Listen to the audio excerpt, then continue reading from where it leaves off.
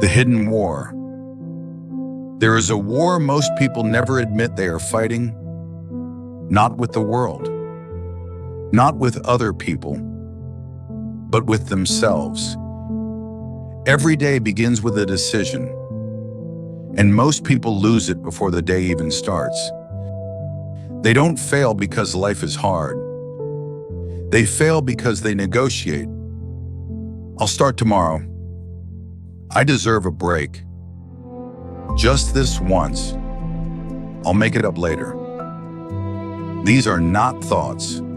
They are contract, signed in weakness. Negotiation is not reflection.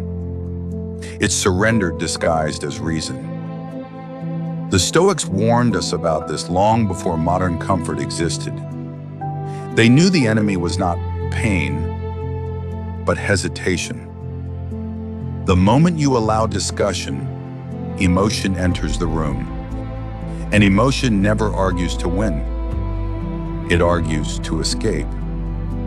Why negotiation feels safe? Negotiation feels safe because it delays pain. Discipline hurts now. Negotiation hurts later. So the mind chooses delay. The brain is wired to conserve energy. It prefers comfort over progress, certainty over growth. Negotiation gives the illusion of control. You're still deciding.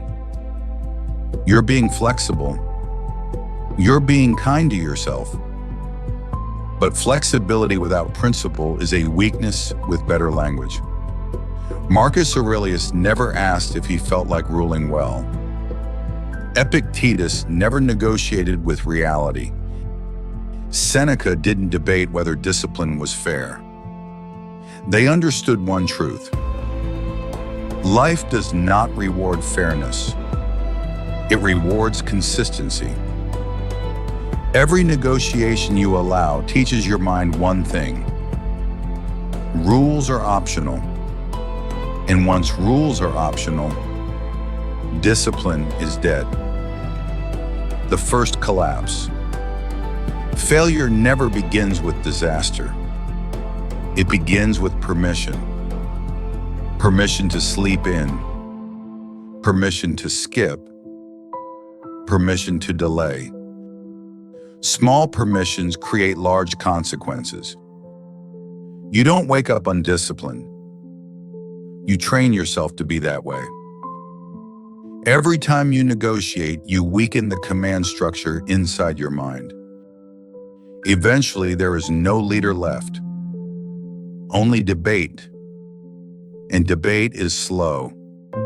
Life is not. While you argue, time moves forward.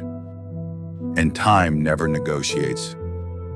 Stoic law versus emotional law. The Stoic does not live by mood. He lives by law. The law is clear. My mood is unstable. Mood asks, how do I feel today? Law asks, what must be done? The disciplined mind removes choice from critical actions. Wake-up time, fixed. Training, scheduled. Work, non-negotiable. Silence, enforced. Freedom is not more options. Freedom has fewer decisions. When something is decided once, it no longer drains you daily. This is why the strongest people appear calm. They are not constantly renegotiating their lives. They already decided. The lie of balance. Modern culture worships balance. But balance without structure becomes an excuse. True balance is earned through order, not negotiation. You don't balance discipline against comfort. You build discipline so strong that comfort no longer controls you. The Stoics didn't seek ease. They sought alignment. Alignment between values and actions. When values are clear, there is nothing to negotiate. You either live them or you betray them. And betrayal always costs more than discipline ever will. Cutting off the inner voice that negotiates is not wisdom. It is fear wearing intelligence. Wisdom is quiet. Fear is persuasive. Fear says, what if you fail? What if it's too much? What if you miss out? The Stoic response is silence. No debate. No explanation. No justification. Action. Because the more you explain yourself to weakness, the more power you give it. Strength does not argue. It acts. No more exceptions. Exceptions are the birthplace of collapse. The rule that bends will eventually break. Discipline only works when it is boring, predictable, and absolute. Not cruel, but firm. You are not punishing yourself. You are a training command. A mind that obeys itself is unshakable. This is why Stoics valued hardship. It removed negotiation, cold, hunger, effort. They simplify life. No excuses, survive discomfort. The final shift. At some point, a decision must become final. Not emotionally, structurally. This is where growth becomes irreversible. When the question disappears, you no longer ask, should I?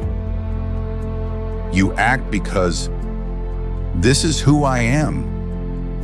Identity ends negotiation. A disciplined identity does not need motivation. It needs clarity. The line that cannot be crossed. From this point forward, some things are no longer discussed. Not because you are rigid, but because you are serious. No more negotiation. No more debate. No more inner compromise. Only execution. Because the strongest man is not the one who feels powerful, but the one who obeys himself without question.